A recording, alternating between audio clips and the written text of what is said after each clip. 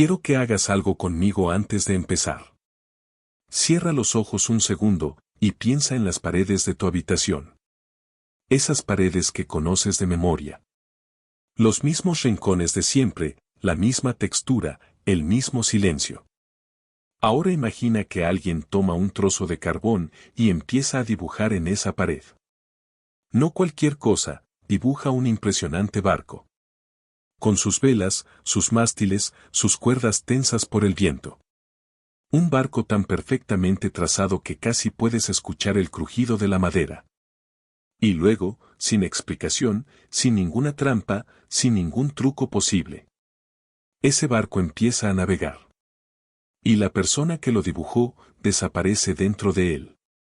¿Me creerías si te dijera que eso ocurrió de verdad? ¿Qué está documentado, al menos parcialmente, en los archivos del Santo Oficio de la Nueva España? ¿Que el carcelero que lo presenció quedó impactado por siempre? La Santa Inquisición registró cosas que nos congela la sangre. Torturas, confesiones arrancadas, vidas aplastadas por el peso de la creencia. Pero existe un expediente que no encaja con ninguna lógica conocida. No es una historia de opresión que termina en hoguera. Es una historia de opresión que termina en algo que la razón no puede mantener. Bienvenidos al historiador de lo insólito. Hoy vamos a viajar al siglo XVII, a las sombras húmedas de la Nueva España, para desenterrar el enigma más inquietante que jamás produjo en la villa de Córdoba, Veracruz. La leyenda, o quizás, la verdad inexplicable, de la mulata de Córdoba. Para entender lo que pasó, primero necesitas entender el mundo en el que ocurrió. Estamos en el siglo XVII. La Nueva España no es solo un territorio, es una maquinaria de control perfeccionada durante décadas. La corona española domina lo que ven tus ojos. La Iglesia domina lo que piensas. Y la Santa Inquisición domina lo que sientes en la oscuridad. En ese mundo, la ciudad de Córdoba es una villa joven y exuberante, enclavada entre montañas tropicales. Con el aroma del café en el aire y el peso invisible de las castas sociales aplastando a todo aquel que no nació con la piel correcta. Y en esa villa camina ella, la gente la llama Soledad o a veces María. El nombre completo se perdió, o fue borrado, en esa época prácticamente era lo mismo.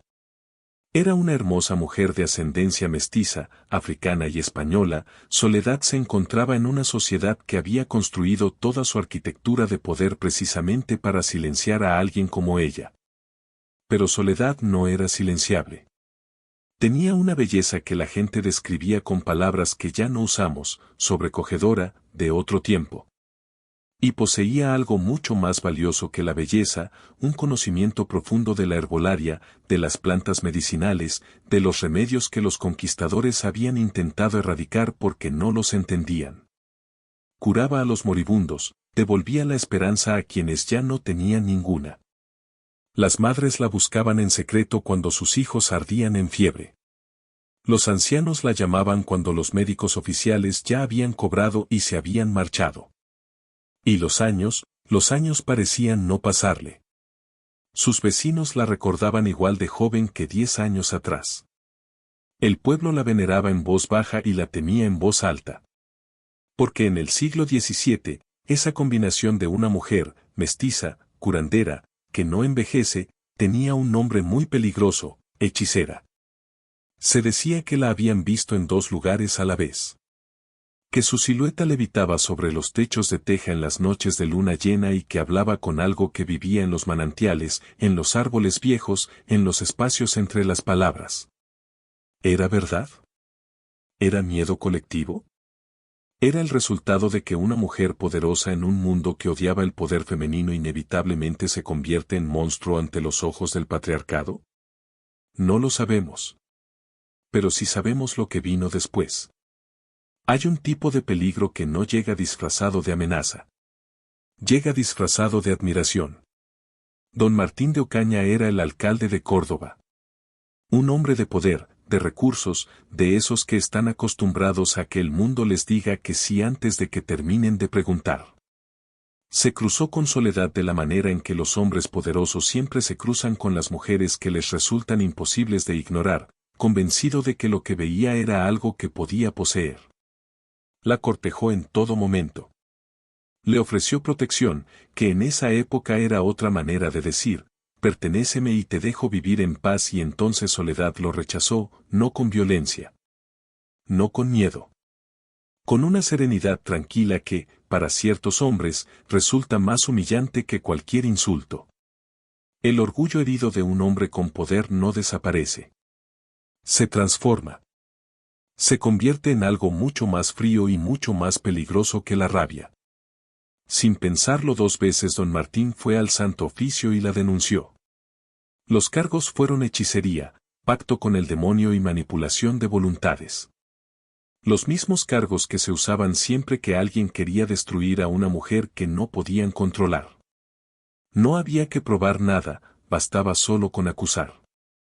Piénsalo un momento. Un hombre rechazado firma los papeles que mandan a una mujer a las mazmorras de la Inquisición. Y el sistema, ese sistema construido supuestamente en nombre de Dios, los acepta sin dudar. ¿Cuántas soledades hubo que no tienen una leyenda que las recuerde? La arrestaron en su propia casa. Sin juicio visible. Sin posibilidad de defenderse. Y la llevaron al lugar más temido de toda la Nueva España. San Juan de Ulúa. Si nunca has visto esa fortaleza, te la describo. Es un islote de piedra oscura que emerge del mar en el puerto de Veracruz, a apenas unos cientos de metros de la costa, pero separada de ella por un agua que parece tener sus propias reglas. Las olas la golpean desde todos los ángulos y el viento marino la penetra hasta los huesos. Durante siglos fue la primera visión que tenían los esclavos africanos al llegar a América. Y luego fue la última visión que tenían los prisioneros del Santo Oficio antes de desaparecer. Las celdas estaban bajo el nivel del mar. El agua se filtraba por las paredes y el ruido de las olas era constante, como la de un tambor lento que nunca paraba. La oscuridad era total cuando apagaban las antorchas. Entonces, Soledad entró en esa fortaleza condenada, la hoguera era solo cuestión de tiempo. El proceso inquisitorial en esa época no era un juicio, era una cuenta regresiva. Y sin embargo, la encontraron serena. Los carceleros lo notaron desde el primer día. No lloraba. No suplicaba y no rezaba con el terror en los ojos que tenían todos los demás prisioneros. Los miraba como alguien que está esperando algo, no como alguien que está esperando el final. ¿Qué sabía Soledad que los demás no sabían? Los días pasaron, semanas, quizás. Y entonces Soledad hizo una petición a uno de los carceleros, pidió un trozo de carbón. Solo eso. Un trozo de madera quemada, del tipo que se usa para encender las fogatas o calentar el metal. Algo tan insignificante que el carcelero que se lo concedió probablemente, lo hizo por el mismo impulso con el que uno le da una moneda a alguien que sabe que va a morir, no porque puede cambiar algo, sino porque el gesto alivia la propia conciencia. ¿Qué daño podía hacer una mujer condenada con un trozo de carbón? Entonces Soledad empezó a dibujar. No cualquier cosa, un gran navío. Un barco español de época, con todos sus detalles, las velas hinchadas, los mástiles erguidos, las cuerdas tensas como nervios de madera, el casco robusto y con sus olas. El carcelero que revisaba la celda cada día observaba cómo avanzaba el dibujo con una mezcla de curiosidad y algo que no sabía nombrar. No era solo un garabato. Era una obra de arte, una obra perfecta, de proporciones exactas, con una profundidad que hacía que la pared pareciera más profunda de lo que era. Como si el muro de piedra húmeda se hubiera convertido en una ventana. Día tras día, el barco crecía. Y Soledad seguía serena, siempre serena. Con esa mirada que no era la mirada de alguien que ha aceptado la muerte, sino la mirada de alguien que está esperando el momento exacto. Llegó el día que cambiaría, llegó con el sonido de la tormenta en el mar. O quizás fue la tarde anterior a su ejecución programada. Las versiones varían en ese detalle, pero coinciden en todo lo demás. El carcelero bajó a la celda con una antorcha en su mano e iluminó el muro de piedra húmeda. Y el aliento se le escapó del cuerpo, el barco estaba terminado. No era un dibujo. Era algo más. Las velas parecían tensas por un viento que no existía en esa celda, los mástiles se erguían con una dignidad imposible para las líneas de carbón sobre piedra. Había una profundidad en esa imagen que hacía que los ojos no pudieran procesar lo que veían correctamente, como cuando miras algo que está exactamente en el límite entre lo real y no real. Soledad se giró hacia él. Con una sonrisa tranquila, la misma serenidad de siempre, le hizo la pregunta. Buen hombre, dígame, ¿qué le falta a este navío? El carcelero miró el dibujo. Miró a la mujer. Volvió a mirar el dibujo. Y con la voz que sale cuando alguien no sabe qué está viendo, pero siente que algo está mal, respondió, desgraciada mujer, a ese barco lo único que le falta es navegar. Soledad asintió, despacio. Como si esa hubiera sido la respuesta correcta desde siempre. Como si todo lo anterior, el rechazo, la denuncia, el arresto, las semanas en la celda, el carbón y el dibujo hubiera sido exactamente el camino hacia ese momento. Y ella respondió. Pues si eso le falta, eso hará. Lo que pasó después está en los registros. En la leyenda. En las dos versiones del mismo acontecimiento que sorprendentemente dicen exactamente lo mismo. Soledad dio un paso hacia la pared. Ligero e ingrávido. Como alguien que cruza el umbral de su propia casa. Y se fundió con el dibujo. El carcelero lo vio. Vio cómo el cuerpo de aquella mujer se disolvía en las líneas de carbón como la sal en el agua, sin violencia, sin ruido, sin explicación posible. Vio cómo el barco dibujado empezaba a moverse, a deslizarse lentamente por la piedra húmeda, haciéndose cada vez más pequeño, navegando hacia un horizonte que no existía, que no podía existir. Hasta que las últimas líneas de carbón desaparecieron en el muro gris. La celda quedó vacía y completamente cerrada. Con la cerradura intacta. Con las paredes sin grietas y con el suelo sin huellas.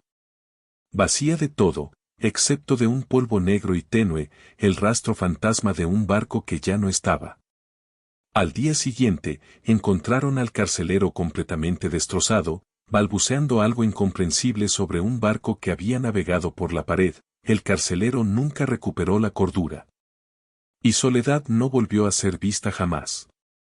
Ahora bien, antes de que la emoción del relato te lleve demasiado lejos, quiero hacer lo que siempre hacemos aquí, mirar la historia con los dos ojos abiertos. ¿Cuánto de esto es verificable? La leyenda de la mulata de Córdoba tiene raíces documentales. El Santo Oficio efectivamente procesó mujeres en la Nueva España por cargos de hechicería. La fortaleza de San Juan de Ulúa existió exactamente como se describe, y sus mazmorras son hoy uno de los lugares más sobrecogedores de México. Los archivos inquisitoriales mencionan casos con características similares. Pero el relato específico del carbón, el barco, la desaparición, vive en el espacio entre el documento y la tradición oral. Los historiadores más escépticos proponen tres lecturas posibles. La primera, fue una fuga real, orquestada con ayuda desde el interior de la fortaleza, y la historia del barco fue la manera en que los testigos y quizás los propios documentos, para no admitir el fallo de seguridad, explicaron lo inexplicable. La segunda, fue histeria colectiva. Un carcelero solo, en una fortaleza oscura y húmeda, frente a una mujer que irradiaba una calma sobrenatural, en la víspera de una tormenta. Las condiciones perfectas para que la mente quiebre. Tercera, fue exactamente lo que parece. Los historiadores más atentos señalan algo que va más allá de lo sobrenatural. Esta leyenda es, ante todo, una metáfora de resistencia. La victoria simbólica de una mujer doblemente marginada, por su raza y por su género, que consigue burlar el sistema más implacable de la época usando las únicas herramientas que nadie podía quitarle, su inteligencia, su serenidad y el arte. Un trozo de carbón y nada más, con eso fue suficiente. Hay algo que me persigue de esta historia cada vez que la pienso. No es el barco que navega. No es la celda vacía. No es ni siquiera el carcelero que enloquece. Es la serenidad. Soledad entró en la fortaleza de San Juan de Ulúa, el lugar del que nadie escapaba, el lugar donde el océano mismo era un carcelero y no tuvo miedo. Durmió tranquila. Pidió un trozo de carbón con la calma de alguien que está ejecutando un plan que lleva toda la vida preparando. ¿Qué sabía Soledad? ¿Qué sabían las mujeres como ella, las curanderas, las que vivían en los márgenes del mundo oficial, las que guardaban conocimientos que la conquista había intentado borrar, pero no había conseguido? ¿Qué entendían sobre la mente, sobre la materia, sobre las grietas en lo que llamamos realidad, que nosotros hemos olvidado? O quizás la pregunta es más simple y aterradora al mismo tiempo. ¿Y si el barco siempre estuvo ahí, esperando? ¿Y si el carbón no creó nada, sino que reveló algo que ya existía, una puerta dibujada en la piedra desde mucho antes de que Soledad llegara a esa celda? Hasta aquí llega nuestra historia de hoy. Si este relato te ha dejado pensando, compártelo con alguien que también necesite escucharlo. Y si quieres seguir explorando esos rincones oscuros donde la historia y el misterio se confunden, ya sabes dónde encontrarme. Aquí, siempre, entre las sombras de nuestro pasado.